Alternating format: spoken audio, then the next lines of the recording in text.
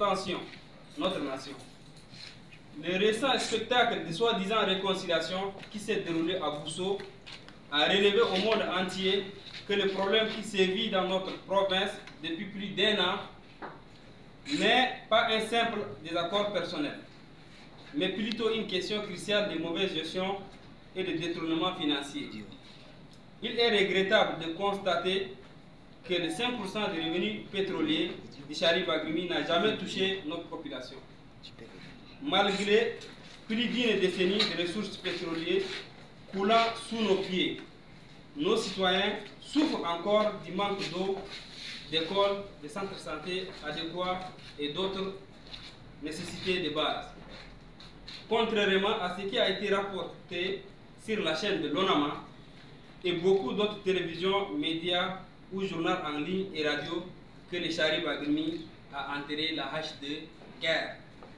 On se demande de quelle guerre s'agit-il. Jusqu'à aujourd'hui, nous ignorons encore qui s'est réconcilié avec qui. Oumba Hagi et sa bande s'est réconcilié avec qui. Aidez-nous à comprendre aussi. Tout ça n'est qu'une illusion. Nous vous informons en toute sincérité et honnêteté que ce qui s'est passé à Bousso en date du 21 octobre 2023 est un tissu de mensonges pur et simple.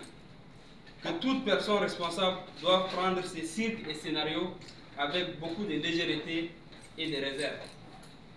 Le collectif des organisations des jeunes de Chari Bagrimi, qui lutte pour la transparence et la bonne gouvernance dans la gestion des revenus pétroliers de Chari Bagrimi, ne se reconnaît pas dans ces simulacres de réconciliation. Et nous regrettons que le comité déchu de 5%, au lieu de soucier du bien-être de notre province, ait gaspillé sans vergogne des millions pour organiser cette mascarade de cérémonie qu'il appelle réconciliation. Nous continuerons notre lutte jusqu'à ce que le président du comité déchu, Banhaji, et son équipe cèdent leur place à une autre équipe de hommes probité et d'engagement.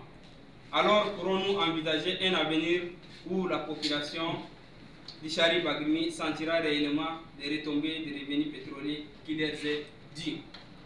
Nous appelons tous les cadres d'Ichari Bagrimi en général et ceux de Louk Chari en particulier à prendre conscience de cette situation qui urge.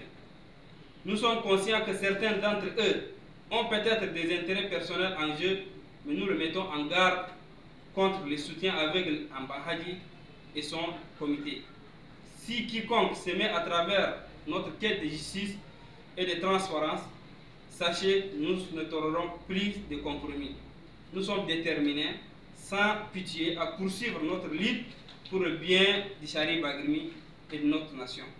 Il est temps que les intérêts personnels cèdent la place à l'intérêt général. Nous exhortons le gouvernement de transition à attendre notre appel, de joindre l'acte à la parole pour assouplir la souffrance de la population.